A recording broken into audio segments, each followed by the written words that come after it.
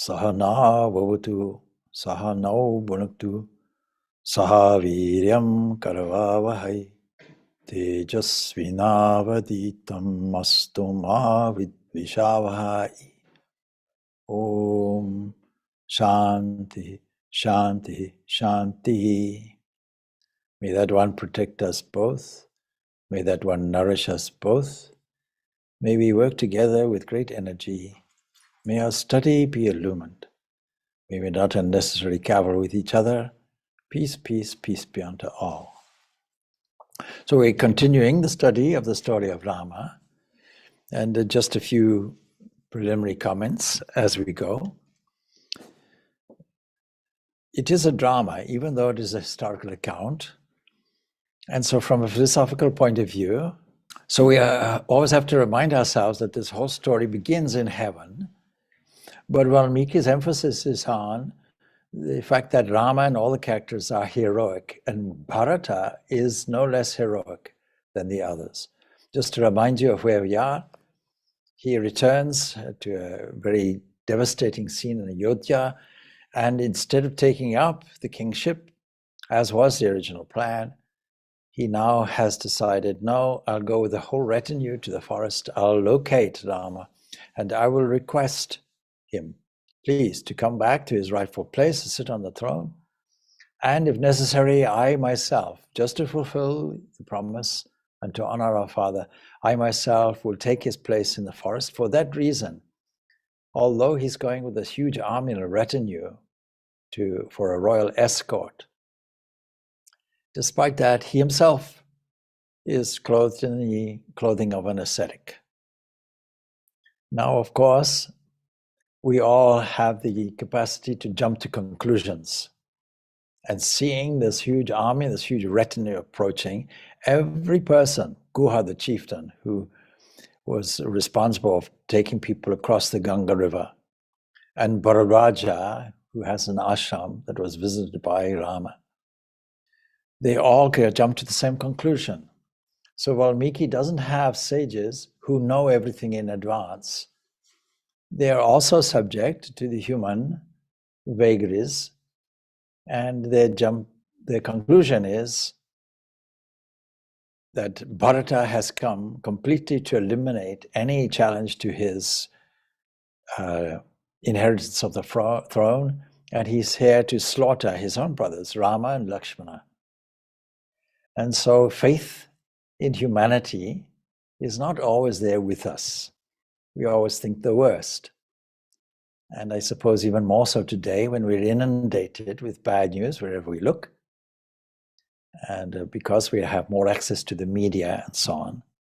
So this human response is there not only for Guha, but also with Bharadwaja, until they see Bharata clothed in the clothing of an ascetic, and they see his sincerity and his love for Rama and the intention behind it. In the same way, I suppose the story is telling us not to jump to conclusions unnecessarily, to revalue our first impulse and have more of a generosity of outlook when we deal with people and places and situations in general. There's an urgency, of course, because Ayodhya is without any ruler, so there's an urgency to go and complete this mission. And naturally, Vashishta, the great sage, the great preceptor for the family, is leading this whole procession with Bharata humbly behind. So we left all the baggage, all the retinue, everything, this huge army and this huge retinue going forward is all made to cross the river. We can just imagine the joyous clamor. It was almost like a great festival. And so it is easy to not, or to miss the fact that Bharata's heart is in turmoil. He got a shock, don't forget, and very nobly, even though he's approached twice, he still declined the rulership and still is adamant that he's going to bring Rama back. He's convinced that Rama will return. So they all go forward because there's an atmosphere of rejoicing, because Rama will soon be in their midst, he'll soon be crowned the king, and all their recent sorrows will just pass, just something like a bad dream. And Valmiki himself describes the scene on the bank of the Ganga in a way that recalls something like a crowded railway station during a popular festival. They ultimately reach the ashram of Bharadwaja, and then the story of Bharata, this whole story in the Ramayana, is there to portray a character of unrivaled purity and sublime selflessness. If you look at all these characters in the story, and this historical story nonetheless, you'll find tales of humanity, you'll find tales of weakness, tales of temptation, and even the culmination of a great, great meditating person like Ravana, desiring from the cosmic mind itself, or Brahma, this boon of being unconquered and being an all-powerful entity, notwithstanding that he is full of lust and full of greed, full of personal ambition. Still, we were talking earlier to a small group, the cosmic mind is something like a storeroom. Whatever we order, it'll come. It'll come to us, regardless of the consequences. Because we don't have an individual mind of our own. There's only one mind that is a cosmic mind. That means every thought goes forward infallibly and delivers us precisely what we have ordered, what we want. For this reason, stories like the Ramayana tell us of the noblest of characters amidst all the other human characteristics, and how Rama now, Sita and Lakshmana, will value things in a very different way, enhancing their own spiritual life. And so we have this portrayal in Bharata of great, great selflessness, saying, self-abnegation. Instead of me being glorious, let me give it to Rama. Not only that, but I'll take his place of hardship for the next 14 years as well. And going to holy shrines, going on pilgrimage, naturally elevates the heart. And now we're in an ashram that has this effect as well. One glimpse of the heights to which human nature can rise when cleaned by love and devotion has an elevating and blissful effect on us. And in this story, from Valmiki's point of view, whether these are incarnations of the Supreme Deity, Vishnu, or merely just supreme creations of a nation's imagination, this episode that we are involved in is among the masterpieces of the world's literature. Jnana, that is the supreme knowledge, and bhakti, supreme devotion, it will automatically grow by contemplating this personality of Bharata. And as with every single episode in a story, it becomes potentially the subject of our meditation. So, just to recreate the scene and the person in his own mind, we as listeners of the story have to bring into play our own imagination.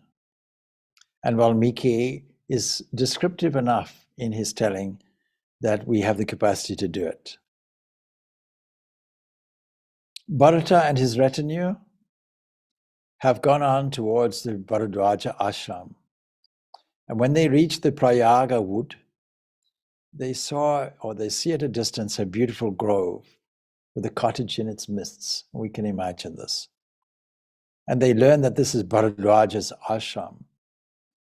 And Bharata has left his retinue behind in order to avoid any potential misunderstandings, and he's humbly going along with Vashishta and maybe a few other elders. And they walk with due humility, and we can imagine this scene divesting themselves of all the silk garments, all the weapons, accompanied only by the ministers, he goes on foot behind Vasishtha. This is reminiscent, coming from Zimbabwe, this is reminiscent of Cecil John Rhodes, who has not such a great reputation in history, but we can see an element of bravery there and leadership. In amidst a war with the Ndebele people in the country, he goes to the Motopos Hills alone with just an interpreter and sits down with all the warriors who've been fighting him and talks to them nicely and calmly and fearlessly. And this has a disarming effect. And so Bharata and his retinue, they go on towards this, and they go in humility. And a little further on, he leaves behind even his own ministers, and he and Vasishtha, they alone go forward, just the two of them. Now, of course, Bharadwaja, when he sees Vasishtha, he rises from his seat, and naturally he goes to meet the illustrious visitor, the well-known sage, and he bids his disciples to bring the customary water for the feet of the guests, just as we would expect any ashram to do, because the guest is God, and particularly this distinguished guest. And Bharata offers his humble salutations, as is also customary. And learning that this great rishi received him with respect due to a king and made inquiries concerning his welfare, he thoughtfully refrains from telling anything about his own father, Dasratha, and the unfortunate circumstances that he's gone through. And so, just like Guha, Bharadwaja's first impulse is a little bit suspicious. There are many poets who have described this in their own different ways. But anyway, following Valmiki's way, they have sought to make a constructive conversation between Bharadwaja and Bharata, and they can beautifully describe maybe Bharata's indignation at being accused, even an inferred accusation, that they may not be fully, honest and truthful in their quest. So Bharadwaja's doubts are removed quite quickly. He sees the innocence of Bharata, and there we see the insight of holiness, assuaging any of his reservations and his suspicions. Valmiki himself pictures the rishis not as omniscient sages, but very human, wise people, seekers after truth, and liable to love and also to fear, somewhat like the rest of us. And this makes for humans. And just as Valmiki delineates Rama as a hero rather than as an incarnation, he also makes Bharadwaja doubt Bharata because of his tender affection for Rama. And so he's also bound by his attachment to Rama. And so he hurts Bharata a little bit, seeing him suffer, and at once, though, consoles him with an explanation. Yes, I did suspect this, but now I see things are as you describe them. Now, Bharadwaja, after making usual polite inquiries, how did you leave your kingdom duties? How did you come here? Shouldn't you stay in Ayodhya? And listening to his young wife, Dasaratha orders Rama to live for 14 years in the forest, and the prince accordingly left the city. All this is being described. And so do you feel that even now the way isn't clear for your rule? And have you come to complete what Dasaratha began and make assurance doubly sure? He's reaffirming what Bharata is about to say. And this is too emotionally touching for Bharata, who breaks down in tears. And he says, death, he said, would be much better than such a life as this. Do you doubt me? You are a great sage, and even you doubt me. Don't blame me for what was done by my mother in my absence without my knowledge or consent. And this is where we left the story last time, just to remind you. Bharadwaja assures him, sees through his nature and says, I know your real nature. You're a scion of the race of Raghu. I questioned you only because I wished to draw out a revelation of your affection and loyalty and in this way establish and spread your glory. So please don't grieve. The prince is staying at Chitrakoot hill. If you stay here today, then tomorrow you and your ministers shall go there. And you will please accept my hospitality in the meantime for a day in my ashram. And Bharata's reply is, my lord, your wishes and words of affection are a great feast. What more is required? I don't require any other feast. And Bharadwaja smiles. We can imagine the scene because he could see that Bharata was unwilling to cast the burden of feeding a whole army on this ashram, on a poor ascetic. And so he says, I'm bound to entertain you in a manner worthy of your status and goodness. Why have you left behind your army and retinue? Well, Bharata says, I follow your rule that one shouldn't approach a rishi or a rishi's dwelling place with a whole retinue because it means you have to go and feed them. We brought our own supplies. And there's a big crowd following me. You have no idea. It would be a great disturbance to you if they all come here. Nothing of the sort, the sage says. Order them all to come up. And so Bharata order. And where he's going to get all this, we don't know. But it's an illustration of the faith of people living this life. So Bharadwaja, he goes to the sacrificial fire and uttering mantras. He sips water 3 times. And he calls on Vishwakarma, Maya, Yam, Varuna, Kubera, Agni, and other celestial beings and orders them to produce a great feast for Bharata and his followers. In other words, he uses the same technique I mentioned earlier. He's appealing to cosmic mind with great faith. You can imagine also, we know that Jesus seemed to do the same thing on the mount and fed 5,000 people from a few loaves and fishes. We may not take this literally, but on the other hand, why not?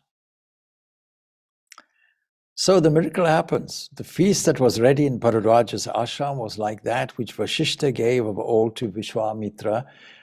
If you can remember, this was the sacred cow, the cow of plenty, Kamadenu, where Vishwamitra learned a great lesson in humility, and after many, many years and many adventures, came to the conclusion of being a jnana rishi or a Brahma rishi ultimately.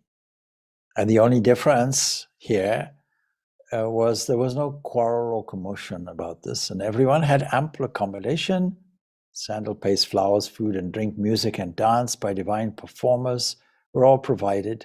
And what is our lesson? When we want something, when we desire something, a noble thing that is for the good of society, when we wish to become an open channel for divine grace, that thought movement, when sustains, provides all the other necessary resources, unasked. And so all these things were there, and Bharadwaja's feast was much more sumptuous than that given by all the emulous kings to one another. Dwellings, vehicles, servants, they rose suddenly into being, and the guests forget themselves in the feast. And the soldiers in Bharata's army, in the ecstasy of present enjoyment, they all exclaim to one another, wow, we shall not go to the Dandaka forest, we shall not return to Ayodhya, we're quite happy here, thank you. We shall stay here forever. This is our temptation, not to move on, to be happy with where we are in our own circumstances. That cannot be a substitute for contentment with an inner urge to move forward and explore the nature of things in our spiritual life. And then, just humanly speaking, how are they to know that the good things they enjoyed were just for a day? The offer was only for a day and would disappear at dawn, just as our own life will and our own enjoyments will. And like the stage and the crowd after a village play is over, they would have to move on. Now, the following morning, anyway, Bharadwaja says to Bharata, see, at a distance of 2.5 yojanas from here, there's a river, Mandakini, and on its banks is an unpeopled forest, pretty much empty, with a hill, Chitrakoot, a hill to its south. And on the slope of that hill, you'll find a hut. And your brothers and Sita, they are living there. And he explains in great detail the way that they should follow. And so they set out. And the 3 queens were presented to receive the sage's blessings. This is Queen Kausalya, this is Bharata, mother of Rama, and here to her right, supporting her, the mother of Lakshmana, Shatrugna, and so on, sorrow-stricken and limp, like a creeper stricken by a summer winds. And here is my mother, the cause of all our sorrow, said Bharata, pointing to Kaikeyi, who is forced to come along as well. And along with the other queens, she prostrates before the sage, even in the midst of what we might consider a very unfortunate plot by the queen. We find even she now has this virtue of humility. Even Bharadwaja says, don't judge your mother harshly. And casting his gentle eyes on the sorrowing lady, he says, all that has happened for the good of the world. What a wonderful, wonderful phrase. We often question, you see, so when bad things are happening, what the longer term divine plan is that will unfold. And then when we say what is virtue and vice, what is good and bad, we come to an interesting philosophical conclusion that good and bad are opposite sides of the same coin, just like yin and yang, and they're necessary for contrast. So Bharata and his great retinue, they take the forest path as directed by Bharadwaja, and they see from afar, ultimately, this hill, this Chitrakoot, and they proceed eagerly, and you find a column of smoke indicates, oh, somebody is living there. And they knew this is where his brothers and Sita were living. Now, while Bharata was engaged in trying to undo the mischief that was wrought by all these others in the forest hut at Chitrakoot, life is going on fairly cheerfully, and Valmiki switches the scene and makes us find out what is going on in that small hut and what is going on in that forest hill. And with Lakshmana and Sita by his side, Rama actually was lacking nothing.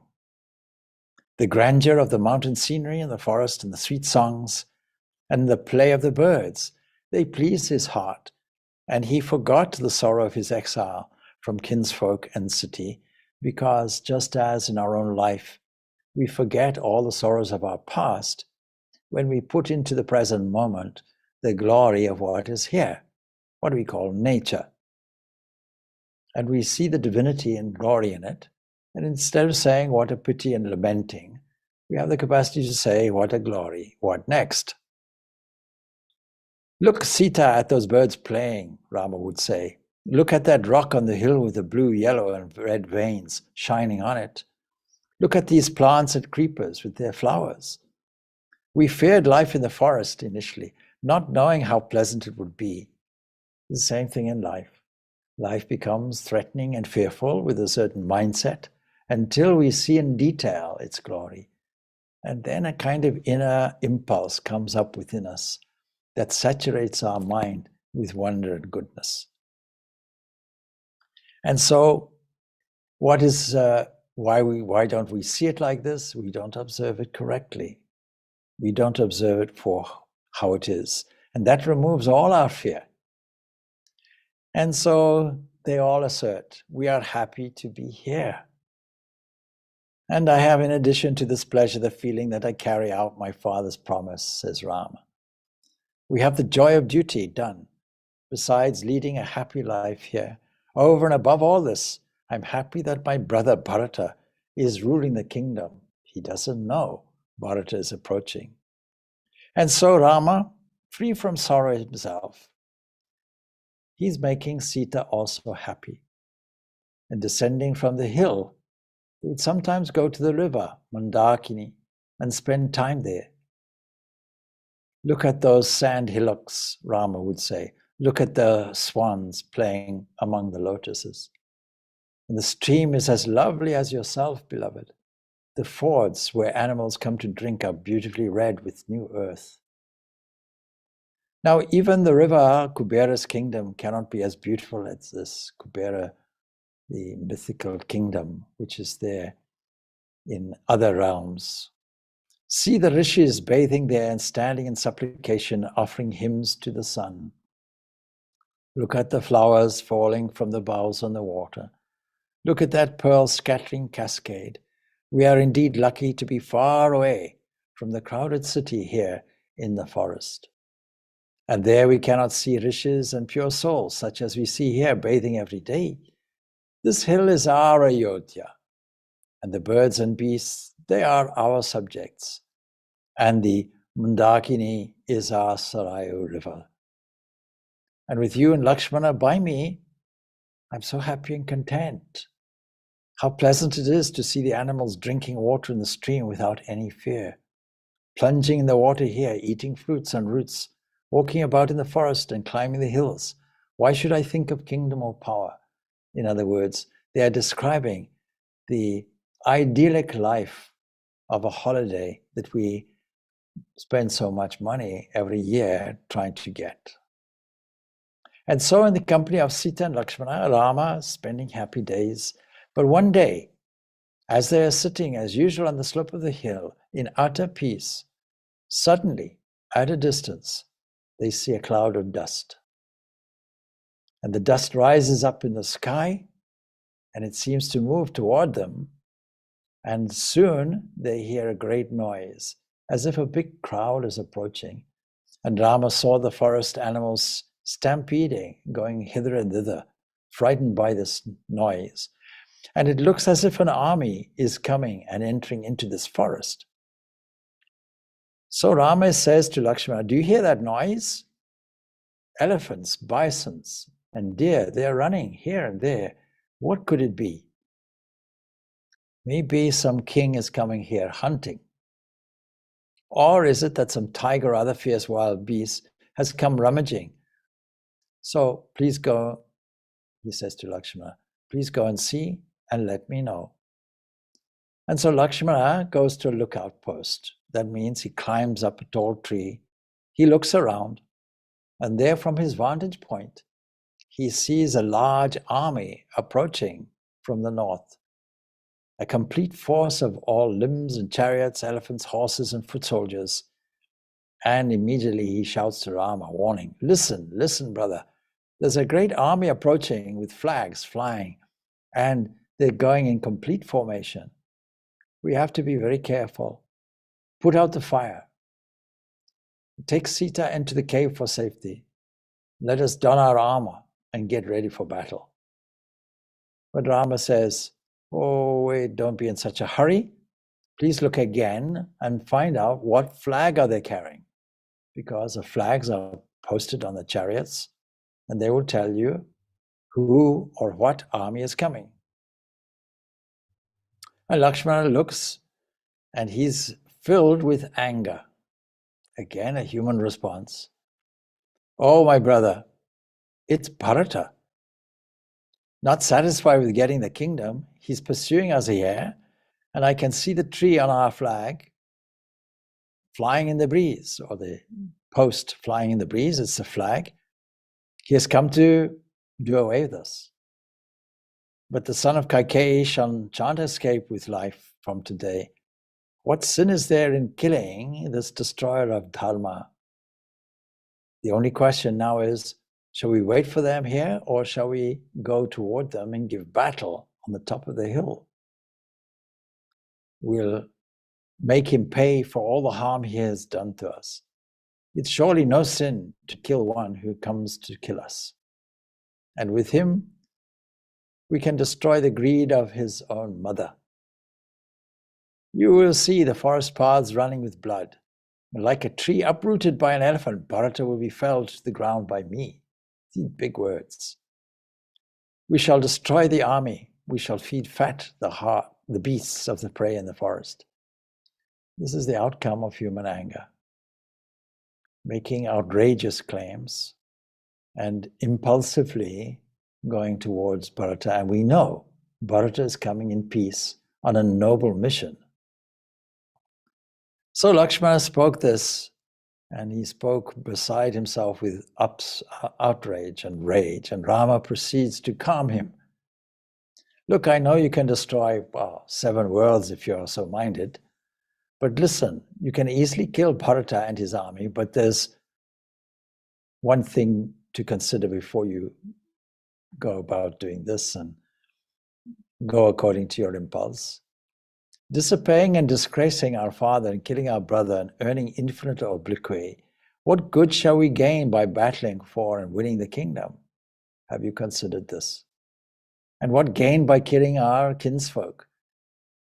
It will be like food with which poison has been mixed. And so why and for whom do we look for things like wealth and kingdom? It's not for the sake of others whose joy is our own. In other words, immediately Lakshmana has forgotten the utopia of the forest. And again, this anger stimulated by an inherent desire for revenge or power or greed or righteous indignation. So Rama is much more even-minded, and he says, who would want to acquire a kingdom acquired by wrong means? What joy is there in kingdom which you cannot share with those you love? So I am telling you truly, I will never look at wealth and power that you and Bharata and Shatrugna cannot enjoy with me. Anyway, I know why Bharata is coming here. And I'll tell you. He knows the way of dharma. He has faith in his brother. And you see, the lesson for all of us is to learn to see the best and the goodness and have no doubt in the other. That should be our first port of call. He's coming here to give the kingdom to me, he says. And if it had been in Ayodhya instead of in the faraway land of his uncle, then he would have persuaded, or he would have dissuaded, I should say, Kaikeyi, his mother, and saved our father from the great sorrow which has befallen him. But I'm certain he's coming now to take me back to the city. He wasn't there during the plot. There's no need to suspect him for being involved. It's wrong of you to think ill of Bharata, your own brother, and speak such harsh words about him. If it's desire for the kingdom that makes you so cruel in your suspicion, tell me. I've only to tell Bharata to pass it on to you. If we both stay here, Bharata, Rama, then you go and rule the kingdom. Is that okay? And I make no doubt he will do it with pleasure. He will stay. He has no attachment to the kingdom. And as Rama said this with a little sense of humor, laughing, come on, so you can go and rule the kingdom, that kind of thing. Lakshmana shrinks into himself with shame. Anger turns to shame. Perhaps our father, the king, Lakshmana said, is himself coming to see us. And because they don't know that their father has died. And after listening to Rama, he was convinced that his fear was actually not proper. In all our rash judgments, we have to count the proverbial 10, take a more reasoned position. And reason always tames the fire of anger. He wondered then why the army was marching. and thought that perhaps Dasaratha was coming to visit them. Maybe that's it. And his retinue, as befits a king. And we have to say that Lakshmana, realizing his folly, having spoken ill of Bharata, was trying by some explanations to cover up his shame, as we all do. No, seeking justification for an impulse. Now brothers cheer each other up, and this is no exception, and Rama cheers up Lakshmana. We find later in the story that Lakshmana has to encourage Rama in difficult circumstances, as brothers do. And yes, it might be as you say, thinking that life in the forest was hard, the king might have come to us or to take us, and especially Sita, back to the city. But then we don't see the king's great white umbrella is a signal of the king. Anyway, let's find out. And Lakshmana stood humbly with folded hands by Rama, halting the army on the other side at some distance so as not to be threatening. Bharata then sends a few men to observe and report on the place where the smoke rose. Even in military terms, it's called a recce control, reconnaître. And they brought the news that this was the very spot described by Bharadwaja. This is it. The cottage was very probably Rama's forest abode. And so Bharata starts forward with Shatrugna, Vashishta, and Sumantra. And as they advance, they see indications that the ashram was inhabited. There was a path that led to the river, and the trees were blazed on either side of it, as though to make it easy to find in the dusk. And presently, they came to a cottage thatched with leaves, near which were sticks of faggots and the dried dung of deer and wild buffaloes heaped for use in winter. In other words, fuel for fire. And in the cottage on the walls were mighty bows and quivers full of deadly arrows, because they're still military people, swords which seem to radiate victory and other weapons, and all of superlative excellence. And this was the final evidence. Yes, Rama, Lakshmana, they must be here. And Bharata looked at all these sure signs of his brother's residence in the hermitage with a swelling heart. But inside, there was smoke from the recent offerings, daily worship offerings. And Bharata saw the altar with its blazing fire and Rama himself seated by it. And Rama's appearance was very different. Firstly, Rama had matted locks. And although his appearance was still majestic, he was dressed in a deerskin and bark, the ruler of the world with his mighty arms, breadth of chest and countenance, made to command love and obedience. But by him were Sita and Lakshmana, the three of them there. Now he had been thinking all the time of the infamy that had gathered on his head and wondering what to say when he did meet Rama. What will I say? What will he think? But now all of that was swept aside, because when he sees Rama, he forgets all of this, his great speeches that he might have rehearsed, and the great love that surged within him and submerged all the other thoughts and fears.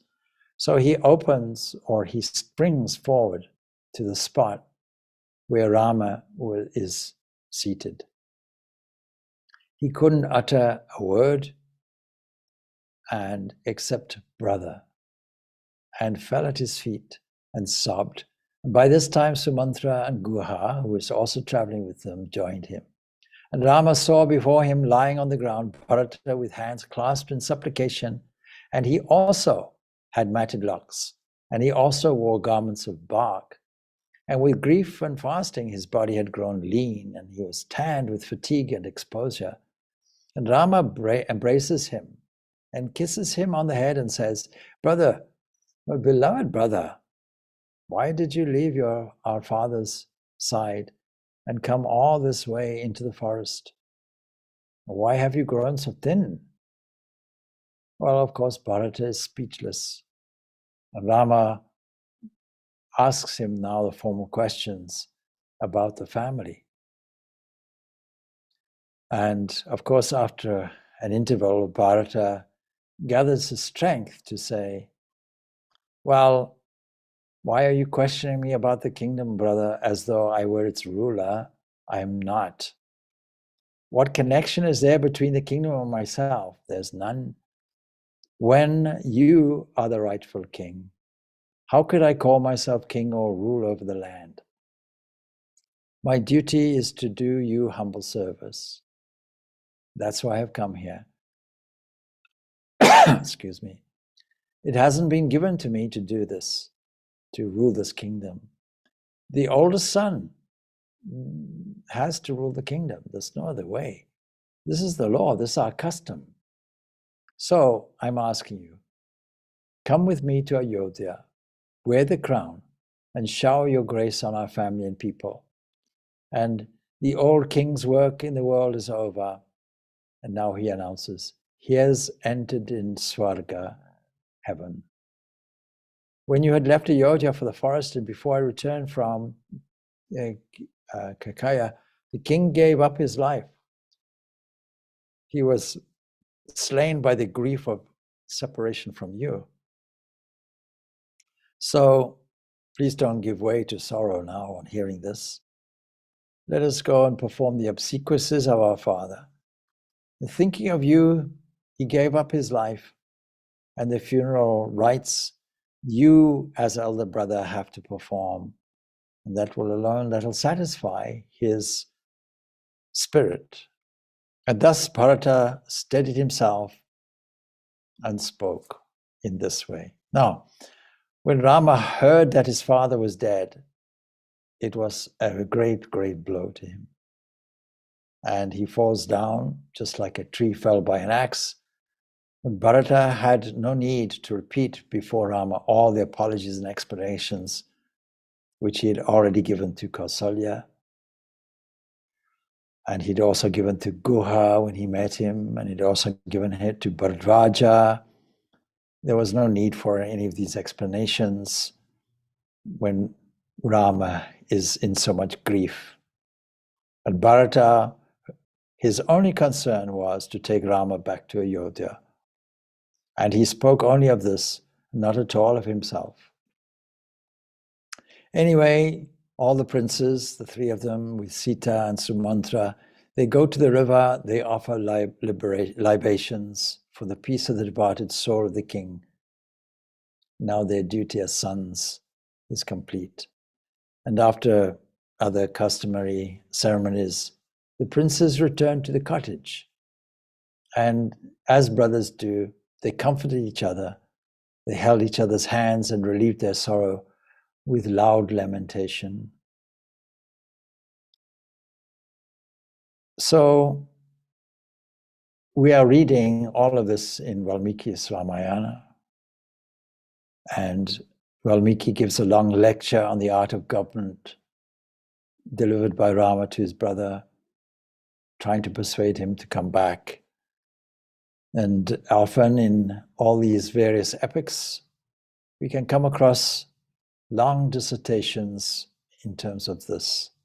We'll forego these dissertations. Suffice to say that the kingdom is without governance, and a resolution has to be given to this. Now, when it was known that the four princes and the three queens were reunited and could be seen together in one place, of course there was a chorus of joy that goes up in the army and the retinue, and they came surging forward to witness the happy spectacle. Prior to this, they've kept their distance in case there was any misunderstanding. And they were sure now that Rama would return to Ayodhya, and the people embraced one another for the very joy of it. And the sage Vashishta, he conducts the three queens to the hut, and on the way they see the river Dakini. And when he shows them the spot where the princes take their daily bath and take their water for their use, Kausalya and Sumitra broke down and sobbed. And Kausalya says, "From this pool in the river, Sumitra, your son takes water to the ashrama every day, Lakshmana is prepared to do the commonest task cheerfully for his brother. He doesn't mind the weight of the water pot on his princely shoulder. They don't get it. What a beautiful utopian life they're living in the forest. And they see the spot where Rama and Lakshmana pour out libations for their father's spirit, and the dara grass that lies with the ends facing south, besides the oil cake and all these other traditions associated with this life. And Kausalya clings to Sumitra and says, "Oh sister, this is the food that the mightiest kings have to be content with after death. It's not royal food." They reached the hut. They saw the princes with faces clouded with sorrow, seated under a thatch roof. Unable to bear the sight, the royal mothers sink to the floor. Look at the condition our sons live in. Same with us, you see. You know, in Africa, I'm not underplaying the level of poverty that there are in some countries in Africa, but looking back in the past, people living in small rural villages together, as their forefathers had done for centuries, never knew that they were deprived of electricity and were poor. They got their daily water. They lived when the sun rose. They also got out, planting vegetables, tending cattle, very happy and content. And 60% of the people in my own country live in this way. And unless there's a drought, they are quite happy to live in this way, other than extreme versions of it, of course, sometimes caused by political mismanagement of economies and sometimes natural disasters, but overall, a beautiful rural life. Anyway, Rama lifts Kausalya and she strokes him with her flower-soft hands and was at once sad and happy simultaneously. And she embraces Sita and says, "My child, Janaka's daughter, daughter-in-law to the king of Ayodhya, do you live in this hut in the forest? O faded lotus rower, our golden image covered with the dust, my heart melts at the sight of you." And Rama reverently touches the feet of Vashishta, his old guru, who seems another Brihaspati, the preceptor of the deities themselves, come down to earth, and then sits by his mother. Bharata humbly sat apart, facing Rama, and the elders all surrounded them, eagerly awaiting what Bharata would say and how Rama would react. Now some negotiation taking place. "Bharata, why have you left your kingly duties and come here in deerskin with matted locks?" And Bharata attempts to speak several times. And first, of course, he has to get beyond the word brother and his own emotional response. Then he pulls himself together with a great deal of effort. "You see, sending you to the forest, but unable to bear the pain of our father's soul that has now flown to heaven, all the good my mother has got from her evil plan has been that she has become a sinner and a widow and is in deep sorrow. And despised by the world, she experiences this on earth, and only you can save us." That's his opening persuasive speech. "So undo all the evil that has been done. Wipe off our tears by agreeing to be crowned." And it's to really beg you, to implore you for this, that we and the citizens of the army and the widowed queens have come and are all waiting on your word.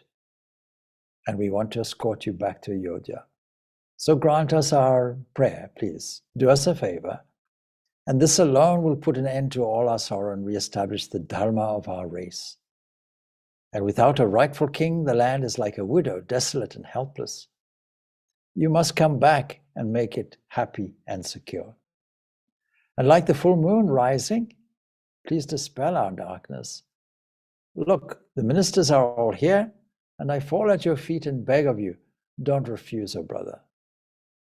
And saying this, the great Bharata, with tear-filled eyes, clings to the feet of Ramachandra. And Rama raises him up from the ground and, embracing him, puts his own point of view. Well, yes, we were born in a noble family and brought up in good ways. Neither you nor I can do anything wrong. I see no fault in you. I see you as blameless of this whole business. And don't feel sad. Don't speak unkind words about your mother. It's not proper that we should blame her, because surely our father had the right to tell us what to do, and even to decree banishment, just as he had the right to order a coronation. He can do anything, he can say anything. Our duty is to honor our father and our mother. And how could I disobey or question their command? Was it for me to refuse my father's command that I should go to the forest? So he gave you kingship, and he ordained for me life in the forest. And he certainly had the right to settle a matter and the way that we should conduct our lives, each to his own. What right have we to alter or reject his plans? So far from being wrong, it's your duty to go rule the land. And I too shall do my duty. I shall fulfill our father's last command by living 14 years in the Dandaka forest. And if we fail to fulfill our father's wish, then how can we find contentment in the possession of the whole world? And so he wasn't persuaded.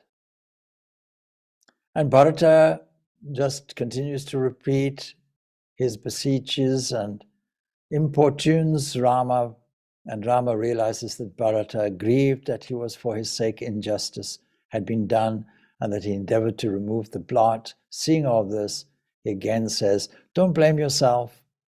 Don't think that all these things took place for your sake. Destiny rules everything. So give up your grief, return to Ayodhya, rule the kingdom, and let us each perform the duties assigned to us by our father's love. The people who watched this dialogue going on, they saw the determination of Rama. They were filled with joy and sorrow in equal measure, and they were moved by Bharata's affection and purity, filled them with pride and joy. And Rama tells Bharata his unalterable decision. I cannot possibly disobey my father's word. You will please me by not persisting in trying to persuade me. Shatrugna is there to help you in ruling, as Lakshmana is here to help me in the forest life. And with Lakshmana by my side, I don't want for anything. I lack nothing. So let us all four, brother, do our father's will. In other words, adherence to truth, regardless. And the learned Javali, one of the priests who had accompanied Bharata, interposed, and he saw that there was a lesson on worldly wisdom for the benefit of Rama. He says, you talk again and again of your father's command. Dasaratha was a physical body which has now rejoined the 5 elements. And so you talk as though there's some continuing relationship between your father, that person who is now no more, and yourself. In other words, he's persuading him the promise is invalid. This is just sheer illusion. Why do you like the foolish prattling about dharma and all of this kind of stuff, and seek to give up the good fortune to which you were born? Like a woman mourning with disheveled hair, the city of Ayodhya is plaintively longing and waiting for your return. So go back, please accept the crown, enjoy life's pleasures, listen to Bharata, don't fail to do your proper duties. That's his argument. And this lecture now upsets Rama a little bit, quite a bit actually. And he says with a lot of sharpness, now, sir, You seem to set little value on truth and rectitude. Your materialistic talk fills me with such abhorrence that I wonder that an unbeliever like you should have been tolerated in the court. Wow. You see, this adherence to truth is unwavering. And we find this now the theme of the whole story of Rama. And just to finish off, that Jabala, quickly tries to defend his position and explains, far from being an infidel, he had all his life been a teacher of the Shastras, the scriptures, the principles, the texts, the books. And he'd only spoken as he had done out of an earnest wish to persuade Rama to return. But we don't find the truth in books. We find the truth in your hearts. And so Vasishtha also intervenes now on his behalf, and the unlucky interlude has come to an end. So Vasishtha puts the case for Rama's return this way. With this failure, these various arguments failing, he now puts it. So, here's my opinion. You should return to Ayodhya. You should accept the throne. Of course, your father's command also has to be considered and reconciled to this step. You have obeyed that command at once and unhesitatingly, but now there's a new situation. Bharata, in his helplessness, fearing infamy, he has sought shelter at your feet. This is the new situation. And how can you then spurn him? We all know that you love him as your life. You never refuse those who approach you for help. And how then can you deny Bharata's request? Isn't your life principle to help those who seek refuge at your feet? But Rama shows no signs of relenting. And the lesson for us is very clear. There's no such thing as a white lie. There's no such thing as accommodating. There's no, if we think it's more convenient than sticking to the truth. Truth is a very key virtue. And so, Rama, he doesn't relent. Bharata turns to Sumantra and says, my brother has no pity for me. Please spread a bed of durva grass here for me. I shall take the pledge of fasting unto death. The emotional argument comes out. Let me persuade you emotionally. Sumantra hesitates and looks at Rama, and then Bharata himself fetches and spreads the grass and sits on it. This is how the drama is. Brother, this isn't right, says Rama. Arise, go to Ayodhya, fulfill your duties. Don't go against Kshatriya dharma. And Bharata got up, and as a last resort, appeals to the people, popular consent, democracy. And so a representative from the crowd of soldiers and citizens from Ayodhya, they say, oh, citizens of Ayodhya, why do you stand mutely looking on? Don't you want Rama to return? Why then are you keeping quiet? And the people answer, Rama will not swerve from truth. He will stand firm by his father's promise.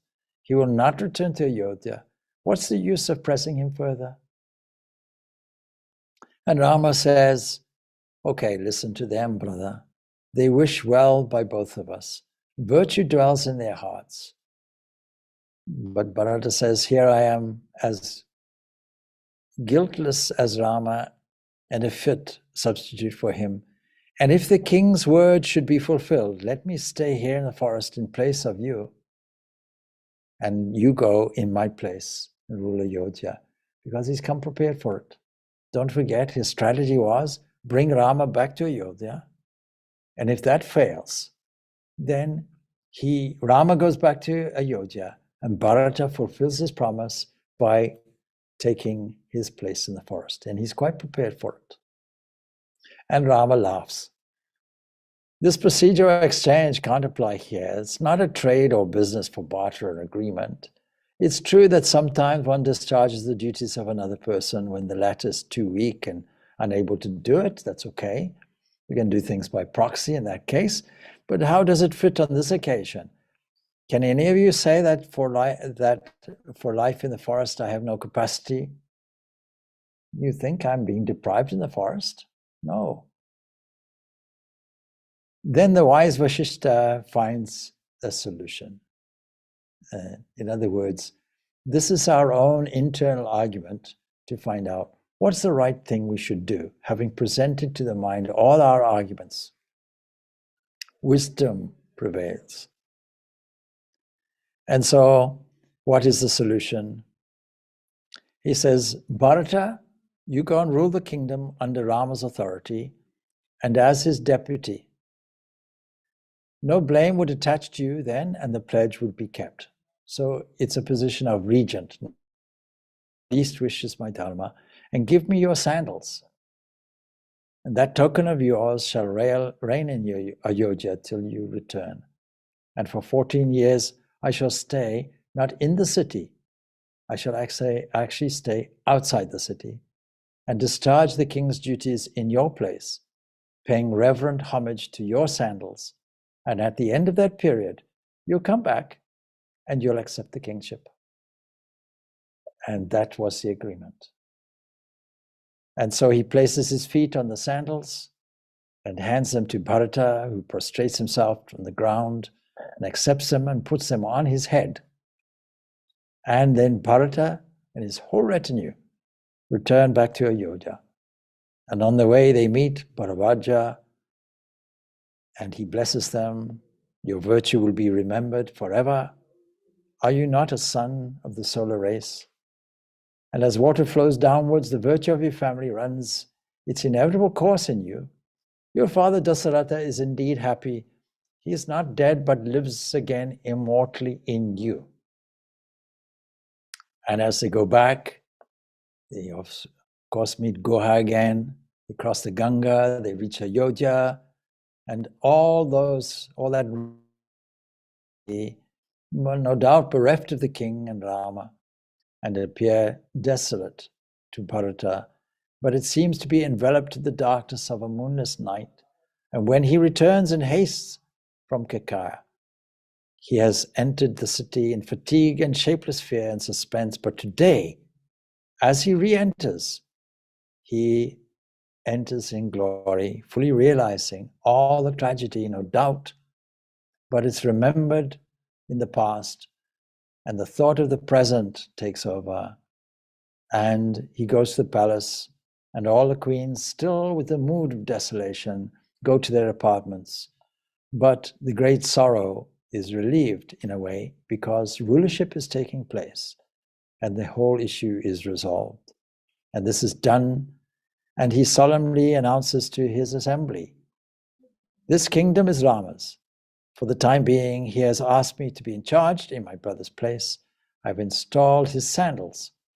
Deriving my authority from them, I shall do my work as king. And so accordingly, he stays outside the city in a place called Nandigrama, and with the help of ministers, he rules the kingdom as his religious duty until Rama should return after completing his forest life. And so it's not the law laid down in books and scriptures that one should serve the world unselfishly and without attachment. It's written in this way that one should do that. And so he's simply doing this, what we call dharma, is doing the right thing for the benefit of everyone without a sense of attachment. And this is called karma yoga, and we should all be doing it.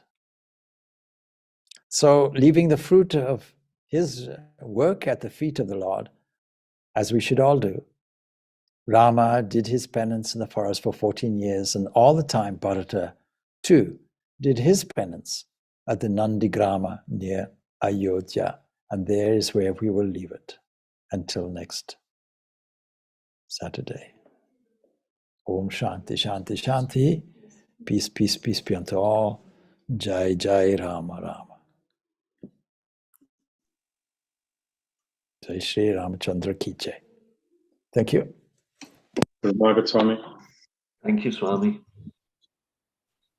Thank you, Swami. Thank you, Swamiji. It was very beautiful.